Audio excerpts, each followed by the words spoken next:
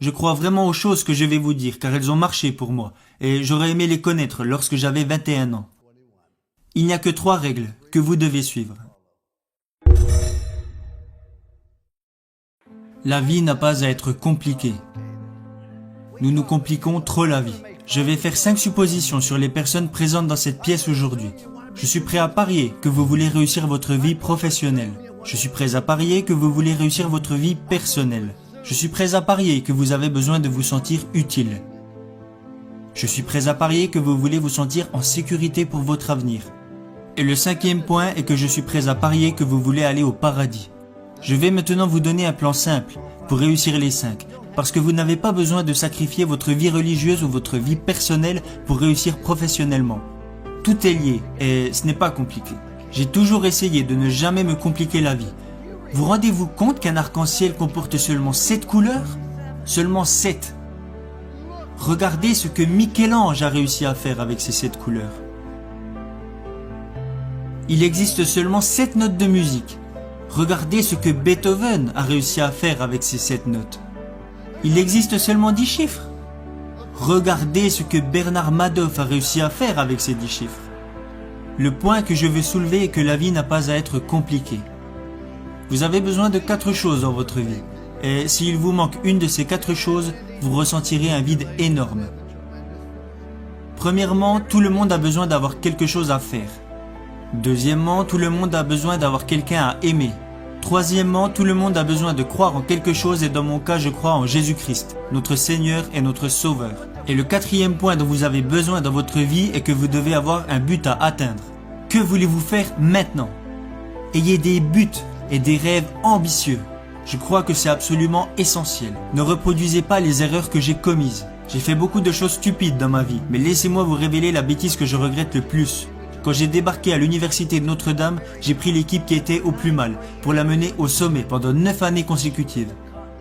Chose que personne n'avait réalisée avant et que personne n'a refait depuis. Nous sommes arrivés au sommet et nous y sommes restés. Voilà la chose que je regrette le plus.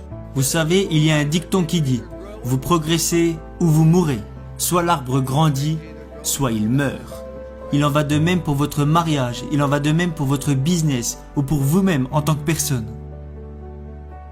Et je ne dis pas ça parce que je suis vieux, même si maintenant mes bougies d'anniversaire coûtent plus cher que mon gâteau.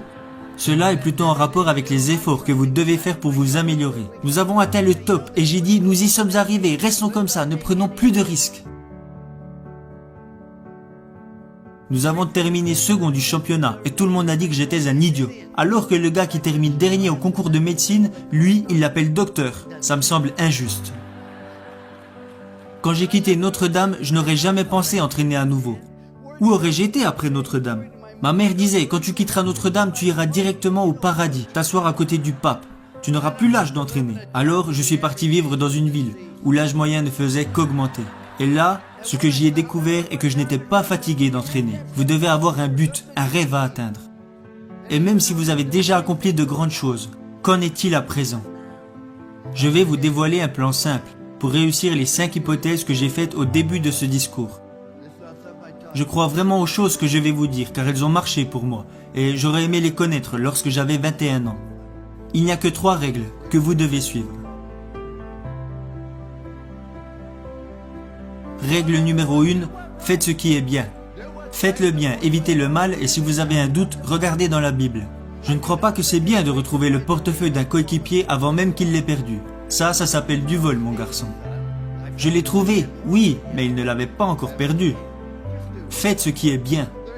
Il n'y a jamais de bon moment pour faire de mauvaises choses. Et il n'y a jamais de mauvais moment pour faire de bonnes choses. Faites le bien et soyez honnête avec vous-même. Jeunes gens, profitez de la vie. Amusez-vous. Vous allez avoir des problèmes, vous allez rencontrer des difficultés. Ça fait partie de la vie. Ce n'est pas parce que vous êtes diplômé que vous n'aurez pas de problème. Et ne racontez pas vos problèmes à tout le monde. Savez-vous que 90% des personnes n'en ont rien à faire? Et les 10 autres pourcents sont contents que vous les ayez, alors vous feriez mieux de les garder pour vous. Vous allez avoir des problèmes, alors amusez-vous dans tout ce que vous faites. Et si vous aimez vraiment ce que vous faites, les gens prendront du plaisir à être à vos côtés. À chaque fois que je me réveillais les jours de match, je me disais « Aujourd'hui sera une journée incroyable ». Et je le pensais vraiment, car si vous aimez vraiment ce que vous faites, les gens prendront du plaisir à être à vos côtés.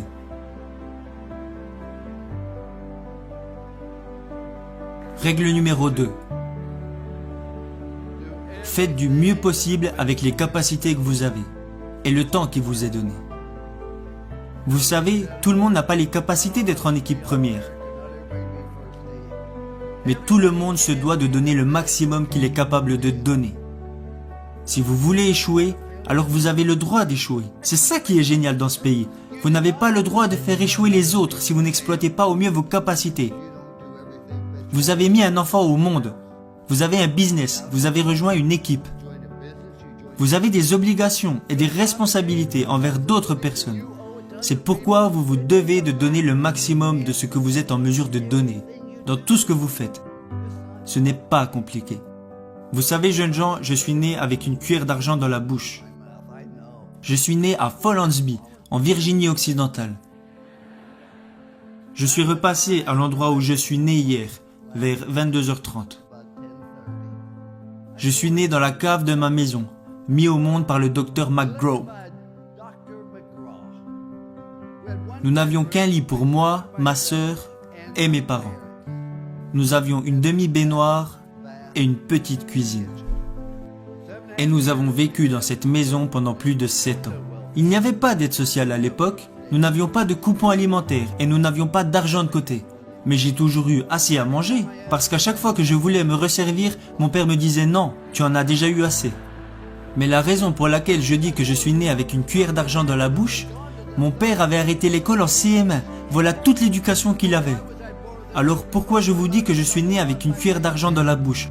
C'est parce que mes parents m'ont appris que la vie est une question de choix, et qu'ils soient bons ou mauvais, ce sont vos choix qui vous définissent. Alors ne blâmez jamais les autres, car si vous recevez une bonne éducation et que vous êtes prêt à travailler dur et à surmonter les problèmes et les difficultés, alors dans ce grand pays, vous pouvez accomplir des choses extraordinaires.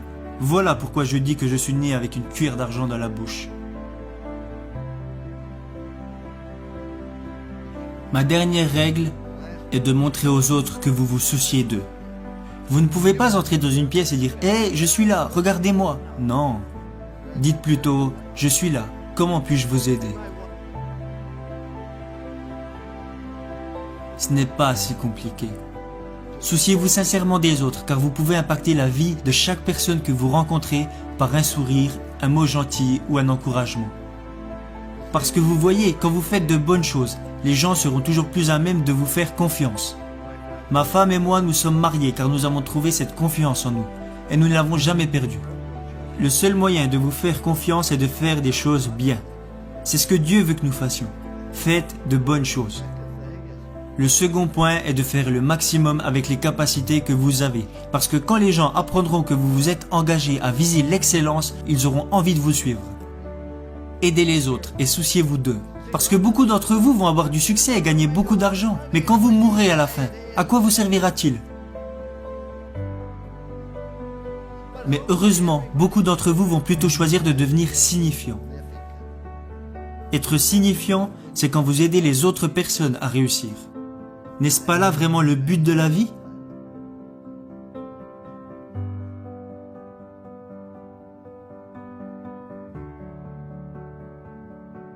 J'aurais aimé connaître ces 3 règles lorsque j'avais 21 ans, et je les utilise maintenant depuis plus de 40 ans. C'est pour cela qu'il y a une statue de moi devant l'école, même si je pense qu'ils l'ont plutôt mise là pour que les pigeons puissent se reposer. Mais si vous la regardez bien, il y a 3 mots inscrits au pied de cette statue. Confiance, engagement, amour.